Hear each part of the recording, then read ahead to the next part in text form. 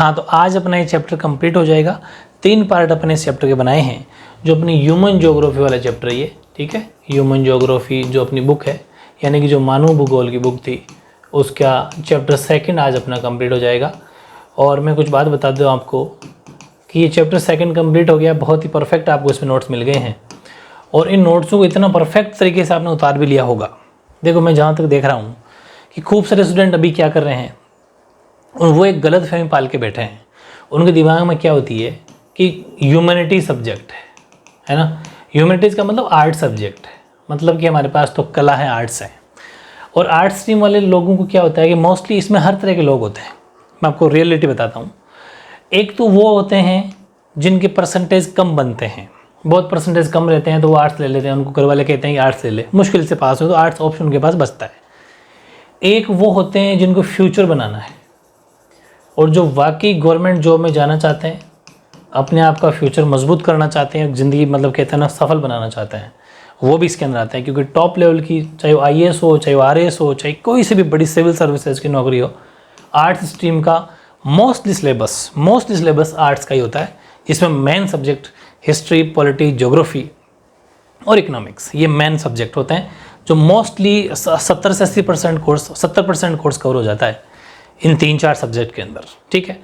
और फिर भी ये जो बच्चे होते हैं ना, ये क्या ध्यान देते ही नहीं, शुरू से ही ध्यान नहीं देते। लेकिन ऐसे नहीं कि परसेंटेज कम बन गए तो वो कुछ नहीं कर सकते, परसेंटेज से कोई फ़र्क नहीं पड़ता, वो भी सिविल सर्विसेज के अंदर जा सकते हैं, टॉप लेवल का अपना फ्यूचर बना सकते हैं। लेकिन उनकी आदत है नहीं पढ़ने की। दूसरी बात, ह्यूमैनिटीज़ को इतना हल्के में लेते हैं कि इसका क्या है, आर्ट्स वाले तो हर कोई यूँ कहता है।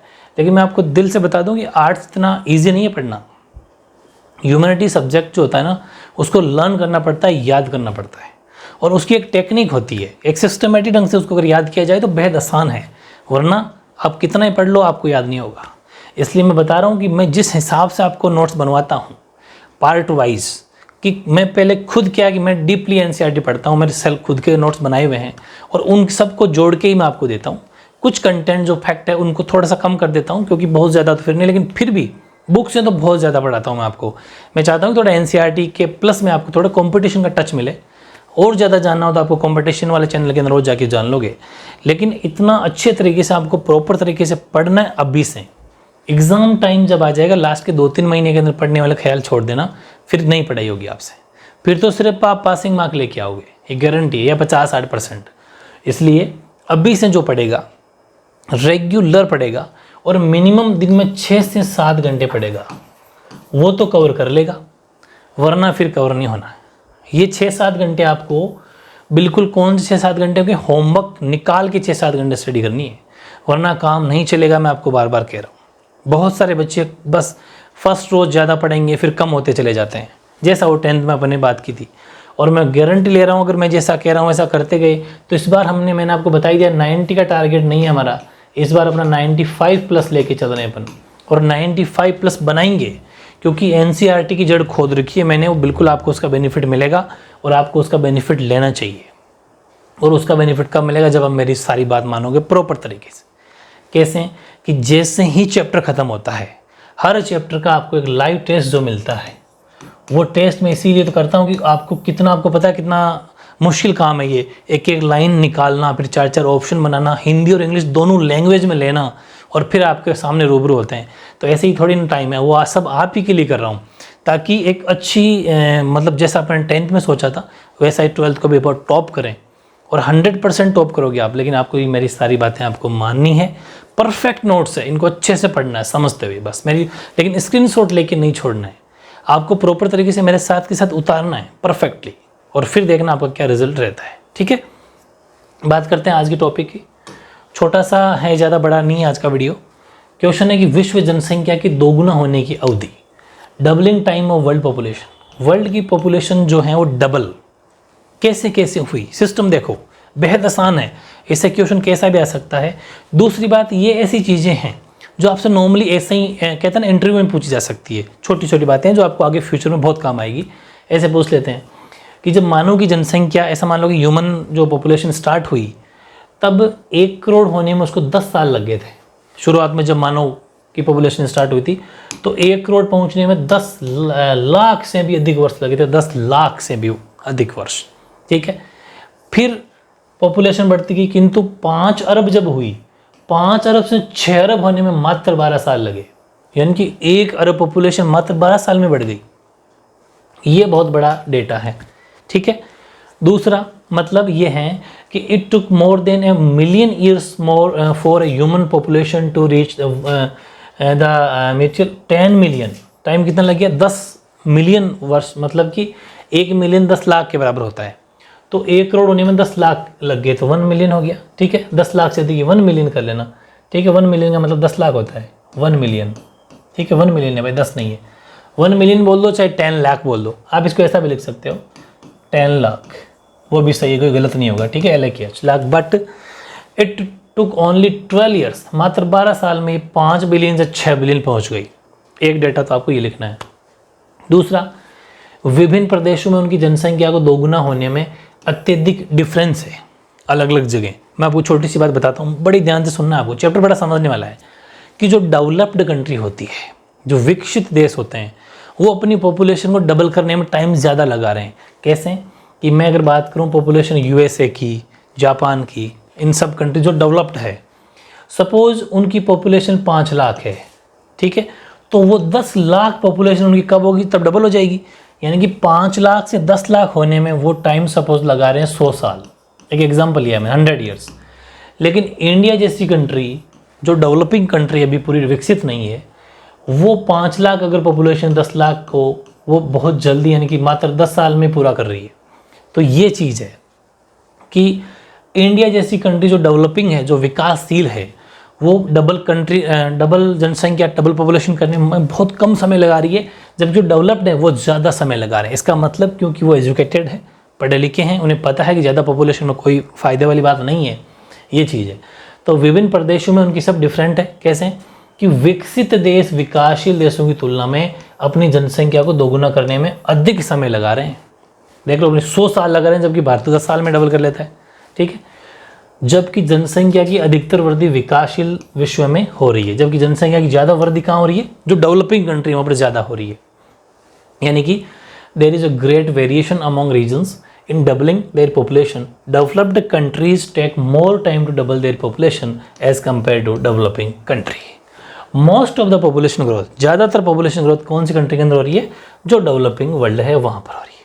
बेहद आसान है, छोटी सी बात है, कहीं पर कोई छोटा मोटा डेटा कैसा भी आ जाए, मैच द फॉलोइंग में आ जाए, तो यहाँ से आ जाएगा, ठीक है। ये बात है। नेक्स्ट अपन देखते हैं, वो है जनांकीय संक्रमण सिद्धांत। वेरी इंपॉर्टेंट है। Demography transition theory. पहली बात, एग्जाम में सीधा सीधा क्वेश्चन आ सकता है, वेरी इंपॉर्टेंट है, डायरेक्ट पूछ सकता है आपसे कि ये सिद्धांत क्या है, ये थ्योरी क्या है, या फिर इसका मेन यूज़ क्या है। तो ध्यान रखना कि इस सिद्धांत का उपयोग किसी क्षेत्र की जनसंख्या के वर्णन तथा भविष्य की जनसंख्या के पूर्वानुमान के लिए किया जा सकता है, ठीक है। जैसे कि मैं एग्जाम्पल लूँ कि भारत की पॉपुलेशन है, ठीक है, इंडिया की पॉपुलेशन है, तो इंडिया की जो पॉपुलेशन है वो कितनी है, कितने मेल है, कितने फीमेल है, कितने बच्चे हैं, कितने बूढ़े हैं, कितने विकलांग हैं, कितने पढ़े लिखे हैं, सबका मतलब वर्णन पूरा कंप्लीट डिस्क्राइब करने के लिए, प्लस 2021 के भी आंकड़े आए नहीं है, तो 2021 में पॉपुलेशन कितनी हो जाएगी, मतलब फ्यूचर का, भविष्य की बातें अनुमान लगाने के लिए जनांकीय संक्रमण सिद्धांत काम में आता है। सिंपल समझ में आ गई। यानी कि this principle can be use to describe the population of an area and predict the future population, ठीक है। नेक्स्ट, ये सिद्धांत हमें बताता है कि जैसे ही समाज ग्रामीण, खेतीहार और अशिक्षित व्यवस्था से उन्नति करके नगरीय, औद्योगिक और साक्षर बनता है, तो किसी प्रदेश की जनसंख्या उच्च जन्म और उच्च मृत्यु से निम्न जन्म और निम्न मृत्यु दर में परिवर्तित होती है। बिल्कुल।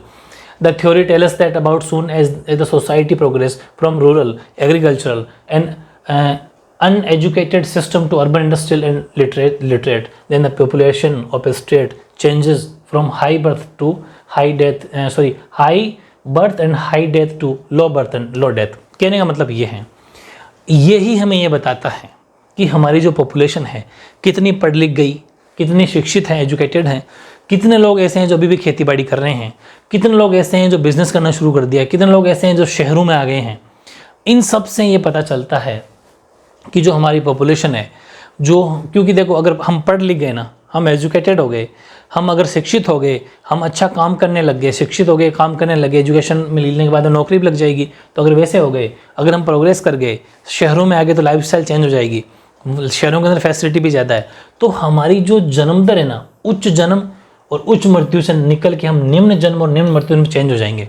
क्योंकि लोग जब पढ़ लिख लेंगे तो ये सोचेंगे कि ज़्यादा पॉपुलेशन में क्या रखा है यार, हमारे दो वाले रूल पर लोग ज़्यादा आएंगे। लेकिन अगर ज़्यादा पढ़े लिखे नहीं है तो फिर उच्च जन्म रहेगी, हाई बर्थ रेट रहेगी वैसे की वैसी।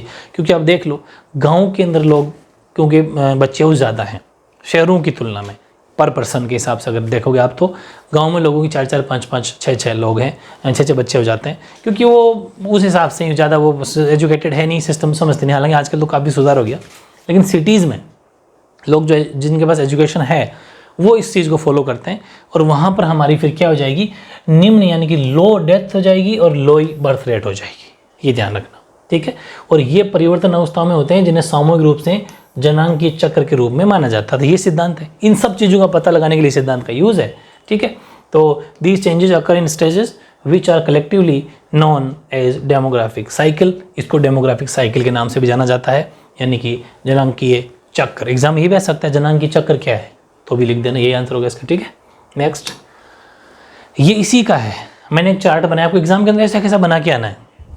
ग्रामीण खेतीहार, ठीक है, ये जनांकीय संक्रमण हो गया, यानी कि रूरल और एग्रेरियन, यानी ग्रामीण और खेतीहार, गांव के लोग और जो खेती बाड़ी कितने लोग करते हैं। वो मैंने आपको कल बताया था कि ग्रामीण में सारे जने खेती नहीं करते, कुछ नौकरी भी करते हैं। यानी कि डेमोग्राफिक ट्रांजेक्शन, एरो बना के ना, ये एरो है, तीर का निशान है ऐसा, ठीक है, तीर का निशान है और इसके ऊपर ही लिखा हुआ है।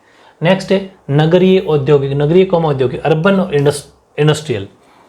ग्रामीण और जो खेतियार होंगे वहाँ पर फिर एरो बना के लिखा है मैंने, वहाँ पर उच्च जन्म दर होगी, यानी हाई बर्थ रेट होगी, और उच्च मृत्यु दर होगी, हाई डेथ रेट होगी। बहुत ही ज़्यादा बच्चे जन्मेंगे और बहुत ही लोग मरेंगे, क्योंकि वहाँ पर फैसिलिटी उतनी नहीं है, वो एजुकेशन सिस्टम नहीं है, और इस तरह से बीमार पड़ जाएंगे, वो सारी फैसिलिटी भी नहीं है ये चीज़। लेकिन जब ये जनांकीय संक्रमण की अपन अगर बात करें, स्टडी करें इससे, तो नगरीय उद्योग की बात करें तो वहाँ पर निम्न जन्म दर होगी, यानी कि लो बर्थ रेट होगी, और निम्न मृत्यु दर होगी, यानी लो डेथ रेट होगी। दोनों बर्थ रेट दोनों लो हो जाएगी, क्योंकि वहाँ पर क्या है, नगरों में औद्योगिक इंडस्ट्रियल इलाके में क्या है कि फैसिलिटी ज़्यादा है, एजुकेशन, लोग एजुकेटेड है, तो इन सबको फॉलो करेंगे तो ऑटोमेटिक निम्न हो जाएगी, लो हो जाएगी।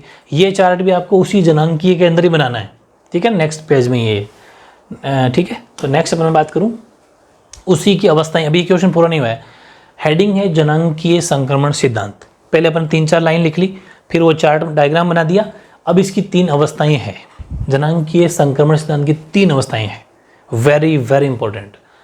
3 stages of demographic transaction theory, ठीक है। पहली अवस्था क्या है, प्रथम अवस्था, इस अवस्था में उच्च प्रजननशीलता व उच्च मृत्यता होती है, वह है, ठीक है। And high fertility and high mortality, mortality का मतलब है डेथ रेट, ठीक है, एक ही बात, आप कुछ भी लिख सकते हो, डेथ। क्योंकि लोग अच्छा मेरी बात ध्यान से समझना, बहुत बढ़िया, 3 स्टेज अगर तीनों पढ़ ली ना, तब आपको सारी की सारी बातें समझ में आ जाए। एक बार पढ़ेंगे, फिर लास्ट में आपको इजीली एक छोटे से चार्ट से समझा दूंगा। देखो ये है कि इस पहली स्टेज की बात करें अपन, यहाँ पर क्या होगा, यहाँ पर महामारियाँ, भोजन की अनिश्चित आपूर्ति होने से मृत्यु की क्षतिपूर्ति अधिक और पुनरुत्पादन से करते हैं लोग, ध्यान रखना। हाई फर्टिलिटी रहेगी इसके अंदर, high mortality in this stage because people compensate for death caused by epidemics and uncertain supply of food with more reproduction. यानी कि जो लोग हैं, इतनी महामारी, फर्स्ट स्टेज की बात कर रहा हूँ मैं, महामारी रहेगी, महामारी का मतलब बीमारी ज़्यादा रहेगी, और भोजन की अनिश्चित आपूर्ति, कहीं पर मिल गया पर्याप्त भोजन नहीं मिल पाएगा लोगों को, इस वजह से मृत्यु की क्षतिपूर्ति अधिक पुनरुत्पादन से करते हैं, तो प्रोडक्शन ज़्यादा करेंगे। ये वाले स्टेज है। इसमें क्या होगा कि जनसंख्या वृद्धि सीधी सी बात धीमी होगी। अगर महामारी रहेगी तो डेथ रेट ज़्यादा हो जाएगी, मतलब लोग ज़्यादा मरेंगे, तो जनसंख्या वृद्धि ऑटोमेटिक ज़्यादा नहीं बढ़ेगी, कम बढ़ेगी, ठीक है। और अधिकांश लोग खेती में कार्यरत होते हैं।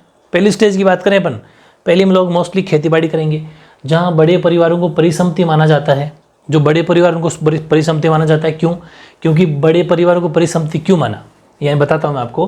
पॉपुलेशन ग्रोथ स्लो हो जाएगी और most of the people are engaged in agriculture, खेती बाड़ी करेंगे। Where large families are an asset, बड़ी परिवारों को परिसंपत्ति क्यों माना जाता है?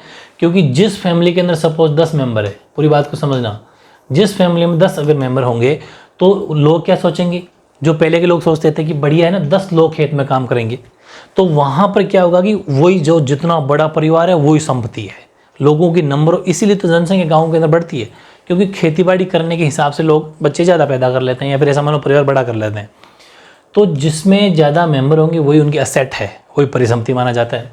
ठीक है, जीवन प्रत्याशा बिल्कुल निम्न होगी, लाइफ स्टाइल बिल्कुल लो, कोई खास लाइफ स्टाइल नहीं होगी, अधिकांश लोग अशिक्षित होते हैं, पढ़े लिखे नहीं होते, उनकी प्रौद्योगिकी स्तर निम्न है, बिल्कुल IT वाईटी नॉलेज कुछ होता ही नहीं है।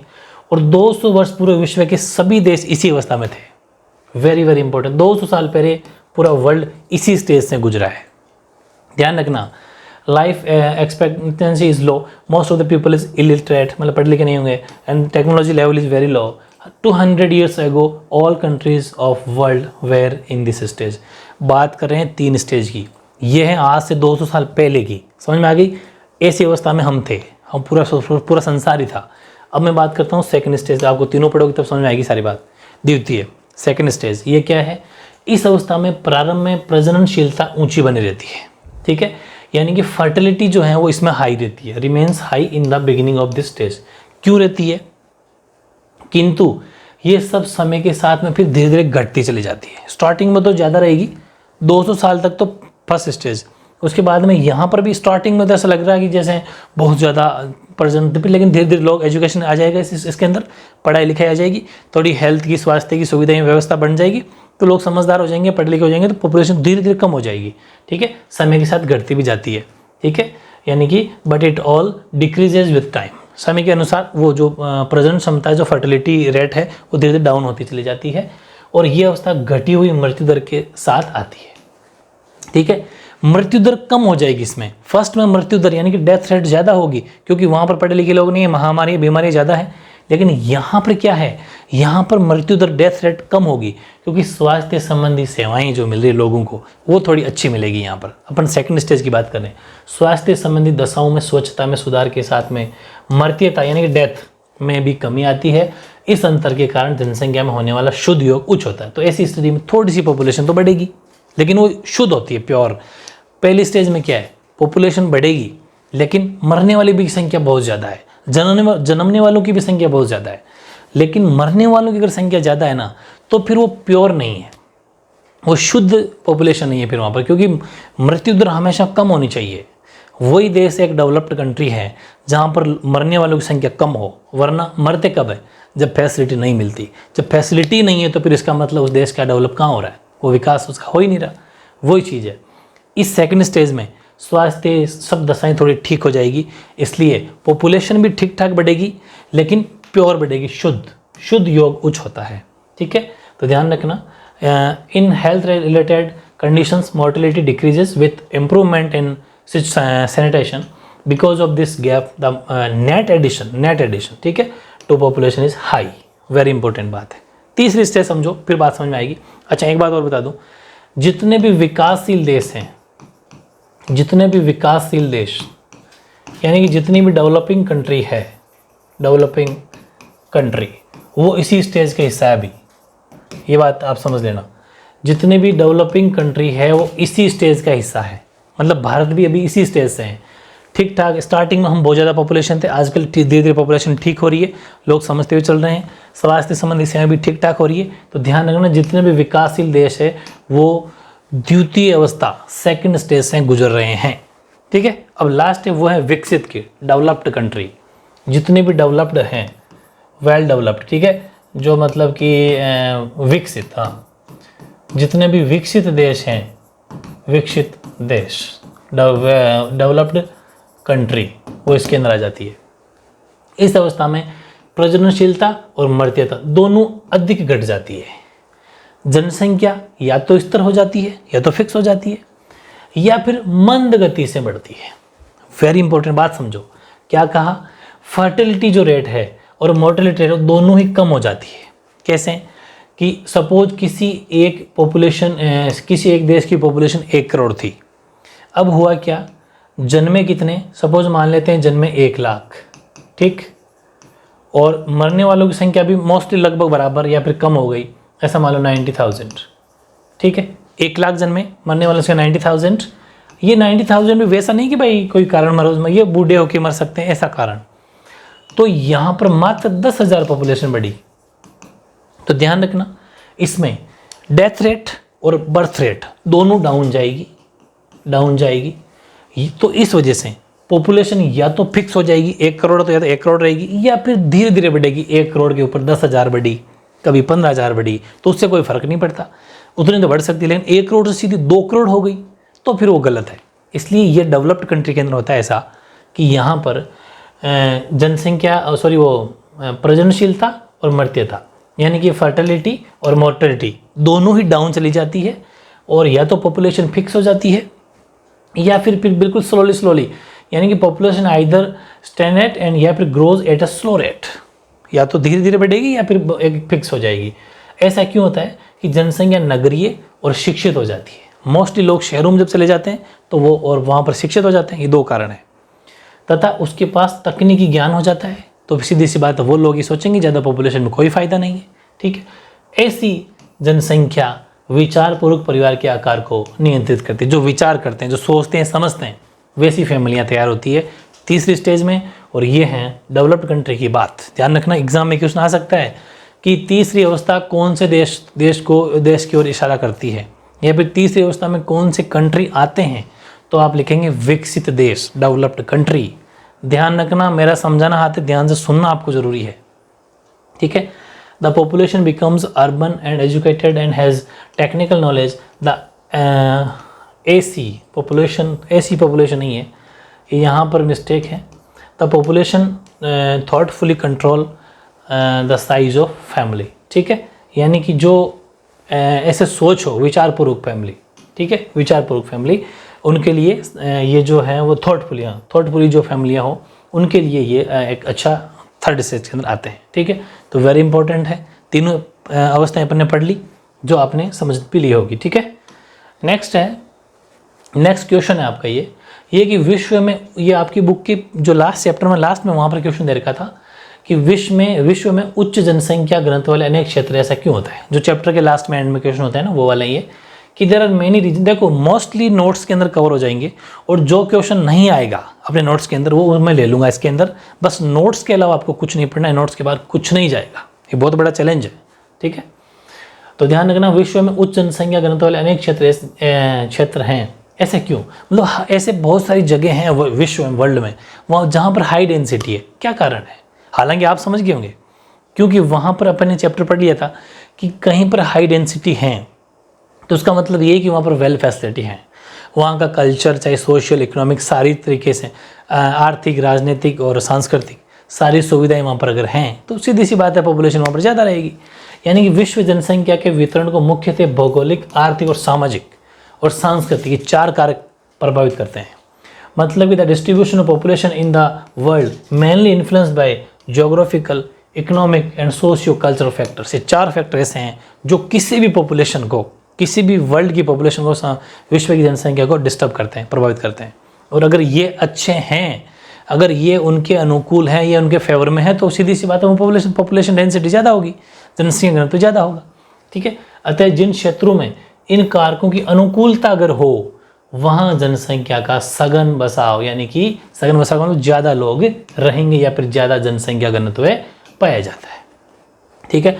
तो therefore in areas where these factors are favourable, तो there is a dense settlement of population, तो वहाँ पर पॉपुलेशन यानी कि जनसंख्या ज़्यादा निवास करती है। बेहद आसान है ये भी क्वेश्चन।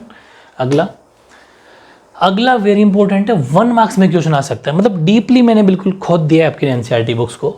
ये पूछा है कि थॉमस माल्थस, इसने जनसंख्या नियंत्रण संबंधी कुछ अपने विचार रखे थे थॉमस माल्थस ने, तो वही आपसे पूछा है कि Thomas Malthus ideas on population control, उसने क्या रखा, तो 1 मार्क्स में क्वेश्चन आ सकता है ये, ठीक है। तो थॉमस माल्थस ने अपने सिद्धांत में कहा था कि लोगों की संख्या खाद्य आपूर्ति की अपेक्षा अधिक तेजी से बढ़ेगी। सीधी सी बात है, इसने ये मतलब फ्यूचर की बातें कही इसने कि अगर इसी हिसाब से पॉपुलेशन बढ़ती रही, इसी हिसाब से जनसंख्या बढ़ती रही, तो एक दिन क्या होगा कि जो लोगों की संख्या है ना वो खाद्य आपूर्ति की अपेक्षा ज़्यादा तेज़ी से बढ़ेगी। भोजन जैसे आएगा 10 क्विंटल, मेरी बात समझना, 10 क्विंटल अनाज आएगा, यानी कि भोजन फूड आएगा, लेकिन खाने वालों की संख्या इतनी ज़्यादा होगी कि ये 10 क्विंटल जो अनाज है उनके पाती नहीं आएगा, मतलब उनको हर किसी को मिलेगा ही नहीं, वो भूखे रहेंगे, ऐसी हालत हो जाएगी। ठीक है। और जनसंख्या में वृद्धि का परिणाम अकाल, बीमारी, युद्ध, इसमें अचानक गिरावट के रूप में सामने आएगा। ये बात सही है। किसान फुल्ली डिपेंड रहता है बारिश के पानी पर, ज़्यादातर एग्रीकल्चर हमारी कंट्री है। ठीक है। और अगर ढंग से बारिश नहीं हुई, अकाल पड़ गया, बारिश नहीं हुई, खेती बाड़ी अच्छी नहीं हुई, अकाल पड़ गया, या फिर ऐसी कोई बीमारी आ गई जैसे अभी कोविड आया था, या फिर कोई पड़ोसी देश से युद्ध हो गया, वार हो गई, लड़ाई हो गई, तो फिर वहाँ पर ऐसी कंडीशन में अचानक गिरावट के रूप में सामने आ सकता है। तो सीधी सी बात है, वहाँ पर पॉपुलेशन डाउन जा सकती है, या फिर पॉपुलेशन के साथ साथ में खाने के अनाज वो भी डाउन जा सकते हैं। बहुत सारी एक फैक्ट हो सकता है। तो ये लिख दिया अपन ने, Thomas Malthus said in this theory that the number of people would increases faster than the food supply. The result of increase in population would be a sudden decline in it by famine, disease and वार। ये 3 कारण उसने बताए हैं। बेहद आसान है, 1 marks में कोई क्वेश्चन आ जाए तो लिख लेना इसको। ठीक है। नेक्स्ट और लास्ट वो है जनसंख्या पर नियंत्रण है। तो आपसे पूछ सकता है भाई, ये कॉमन सेंस का क्वेश्चन है, इंपॉर्टेंट है, ये ऐसे सीधे सीधे क्वेश्चन 12th में लेवल के क्वेश्चन है। और वैसे नॉर्मली आपको पता भी होना चाहिए कि पॉपुलेशन के ऊपर कंट्रोल के लिए आपके कोई सुझाव दीजिए, कोई सजेशन दीजिए। ठीक है। तो जनसंख्या पर नियंत्रण करनी तो सुझाव देखो, पहला सुझाव तो ये है कि परिवार नियोजन कार्यक्रम को अपनाकर बच्चों के जन्म को रोका जा सकता है। By adopting family planning programme birth of children can be prevented. ठीक है। कहने का मतलब ये है, परिवार नियोजन का मतलब ये है कि लोगों को समझाया जाए कि हम दो, हमारे दो अगर रहेंगे तो हम उसको अच्छा, उन बच्चों को अच्छा पढ़ा लिखा पाएंगे, उनको सारी फैसिलिटी दे पाएंगे। या फिर परिवार नियोजन, छोटा परिवार सुखी परिवार, ऐसे कुछ बातें समझाई जाए, कुछ बेनिफिट गिनाए जाए। एक है समय अंतराल, एक बच्चे से दूसरे बच्चे के बीच में गैप प्रॉपर होना चाहिए। ठीक है। प्रॉपर गैप होगा तो उससे भी खूब सारे बेनिफिट है। एक तो जो है शिशु मृत्यु दर, यानी कि जो चाइल्ड डेथ रेट है वो भी कम हो जाएगी। खूब सारी जगह की जल्दी जल्दी से बच्चे होना, बीच में टाइम इंटरवल नहीं होना, वो भी एक डेथ रेट को बढ़ाता है। चाहे वो बनने वाली माँ के लिए नुकसान हो, चाहे बच्चे के लिए नुकसान हो, दोनों के लिए नुकसान है। और पॉपुलेशन भी ज़्यादा बढ़ती है। ठीक है। तो उनमें समय अंतराल भी रखा जा सकता है। And time gap can also be kept in them. ठीक है।